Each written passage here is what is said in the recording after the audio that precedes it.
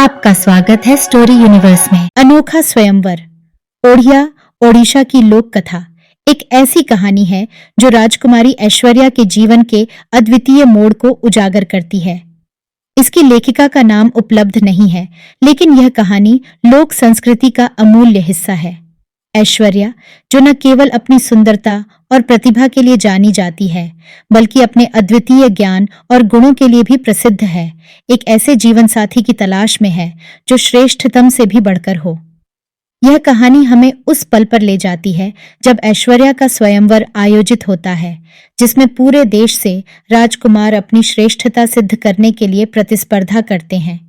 यह कहानी हमें सोचने पर मजबूर करती है, क्या जीवन साथी का चुनाव केवल गुणों की पराकाष्ठा पर आधारित होना चाहिए, या फिर व्यक्ति की सच्चाई और उसके व्यक्तित्व की गहराई अधिक महत्वपूर्ण होती है?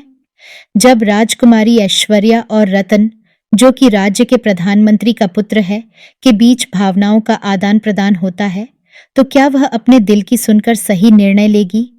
क्या ऐश्वर्या समझ पाएगी कि सच्चा प्रेम गुणों की तुलना में कहीं अधिक महत्वपूर्ण है? यह कहानी इन सवालों के जवाब खोजने की यात्रा है, जो दिल को छू लेने वाली और हमारे जीवन के मूल्यों को चुनौती देती है। तो चलिए शुरू करते हैं। उत्कल देश पर एक शक्तिशाली राजा राज करता था। उसकी एक सुंदर, प्रतिभाशाली और बुद्धिमती पुत्री थी ऐश्वर्या। सुरीली आवाज की सम्राज्ञी और एक बेहतरीन नृत्यांगना होने के साथ साथ उसे वेद ग्रंथों का भी खूब ज्ञान था।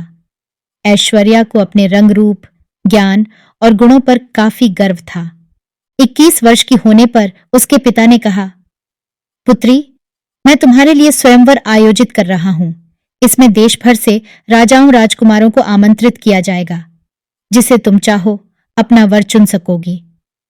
पिताजी, मेरा स्वयंवर साधारण नहीं होना चाहिए। जिसे मैं अपना जीवन साथी चुनूंगी वह एक विशेष व्यक्ति होगा, एक ऐसा युवा जो सर्वोत्तम से भी बढ़कर हो। ऐश्वर्या पिता से बोली, कौन कितना सर्वोत्तम है यह कैसे मालूम पड़ेगा पुत्री? इसके लिए हमें विभिन्न श्रेणियों में प्रतियोगिताएं आयोजित करनी होंगी। सभी प्रतियोगिताएं जीतने वाले को सर्वश्रेष्ठ और उपयुक्त माना जाएगा। तो फिर किस किस तरह की प्रतियोगिताएं होनी चाहिए? तीरंदाजी, गायन, नृत्य कला, शास्त्र ज्ञान और सौंदर्य, ऐश्वर्या बोली।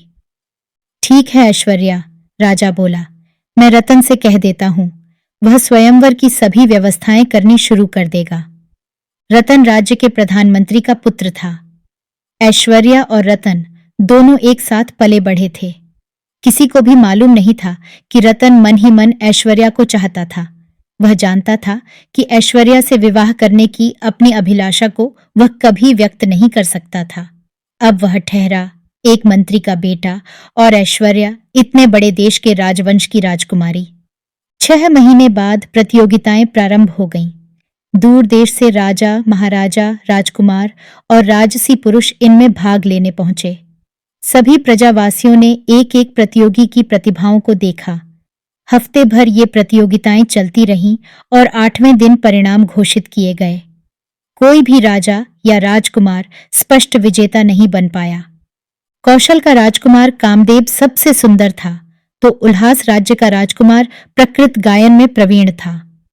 कृतिनगर के नृत्यानंद ने नृत्य में अपना लोहा मनवाया, तो कांचीपट्टनम के पराक्रम सर्वोत्तम तीरंदाज घोषित किए गए। शास्त्र ज्ञान में स्वस्थीपुर के ज्ञानचंद्र विजयी रहे। अब क्या किया जाए पिताजी? ऐश्वर्या ने पूछा। इन्हीं में से तुम्हें अपना वर चुनना है पुत्री, राजा ने उत्तर दिया। लेकिन कैसे पिताजी? मैं तो चाहती थी मेरा वर सर्वश्रेष्ठ से बढ़कर हो, पर ये प्रतियोगी तो एक एक गुण में ही श्रेष्ठ हैं। मैं तो कहता हूं कि इन 5 युवकों को यहाँ कुछ दिन और अतिथि के रूप में रहने दो। शायद यह सामने आ जाए कि इनमें से कौन सर्वश्रेष्ठ है, राजा ने पुत्री को सलाह दी। इस तरह 5 राजकुमार महल में कुछ दिन और रहे। स्वयं को सबसे श्रेष्ठ सिद्ध करने के लिए वे हर संभव प्रयास करने लगे। सूर्य की पहली किरण के साथ ऐश्वर्या को प्रकृति की मधुर आवाज में रोमांचकारी गीत सुनने को मिलते। वह नीचे बगीचे में खड़ा गा रहा होता। जैसे ही वह सीढ़ियों से उतरकर नीचे आती तो राजसी वेशभूषा में सजा धजा कामदेव राजकुमारी के समक्ष अपना प्रणय निवेदन रखने के लिए खड़ा रहता। इसके बाद ज्ञानचंद्र राजकुमारी के साथ वेदों और उपनिषदों पर विमर्श करना शुरू कर देता था। फिर पराक्रम भी कहाँ पीछे रहता, वह भी राजकुमारी को अपनी धनुर्विद्या का प्रदर्शन दिखाता। शाम के समय जब वह अपने कक्ष में आराम कर रही होती तो नृत्यानंद उसे नृत्य कक्ष में अपना शास्त्रीय नृत्य दिखाने के लिए बुला लेता। जैसे जैसे ऐश्वर्या उनके साथ समय बिता रही थी वैसे वैसे उसकी उलझन बढ़ती जा रही थी। किससे विवाह करे, इस प्रश्न का उत्तर तलाश पाना स्वयं उसके लिए कठिन हो गया। यह दुविधा उसने रतन को बताई। इसमें मैं आपकी कोई सहायता नहीं कर सकता राजकुमारी ऐश्वर्या, ये निर्णय आपका है और आपको ही लेना है। रतन विनम्रतापूर्वक बोला। क्या मतलब है तुम्हारा? मैं क्या चाहती हूं मुझे नहीं पता। अपना सिर झुकाकर रतन बोला। विवाह के लिए आप किसी व्यक्ति को तलाश रही हैं या किसी गुण विशेष को? स्वाभाविक है, किसी व्यक्ति को, चिढ़कर ऐश्वर्या ने जवाब दिया। तो फिर आप पर गुणों की धुन क्यों सवार है? इस चक्कर में आप वर को भूल रही हैं। सुंदर युवा, उत्कृष्ट नर्तक, कुशल धनुर्धर, प्रतिभाशाली गायक और शास्त्र ज्ञाता होने से पहले वे कैसे व्यक्ति हैं, क्या आपने यह जानने का प्रयास किया? रतन ने अपनी बात को मजबूती से रखा। ऐश्वर्या हैरान थी। उसने सोचा नहीं था कि रतन उसके बारे में इतनी गहराई से सोचता होगा। इससे पहले वह कुछ कहती, रतन चला गया। रतन के कहे शब्द रात भर राजकुमारी के दिमाग में गूंजते रहे। अगले दिन मौसम बहुत सुहावना था। पांचों राजकुमार और राजकुमारी ऐश्वर्या दक्षिण के जंगलों के भ्रमण को निकले। रतन भी उनके साथ था। वह भूल गई कि उसके साथ सुरक्षाकर्मी नहीं है। ऐश्वर्या राजकुमारों से बातें करती चली जा रही थी। इस बीच समय कैसे बीत गया उन्हें पता ही नहीं चला। तभी रतन रुका और बोला, अब हमें वापस चलना चाहिए।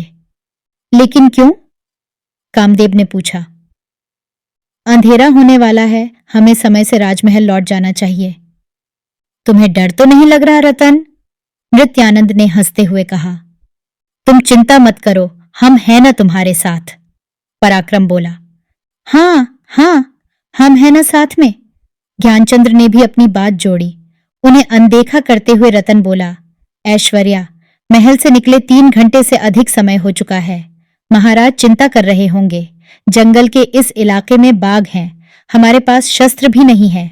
आओ वापस चलें। रतन के निवेदन को अनसुना करते हुए ऐश्वर्या चलती रही। पांचों राजकुमार तिरस्कारपूर्ण नजरों से रतन को देखते हुए राजकुमारी के संग हो लिए।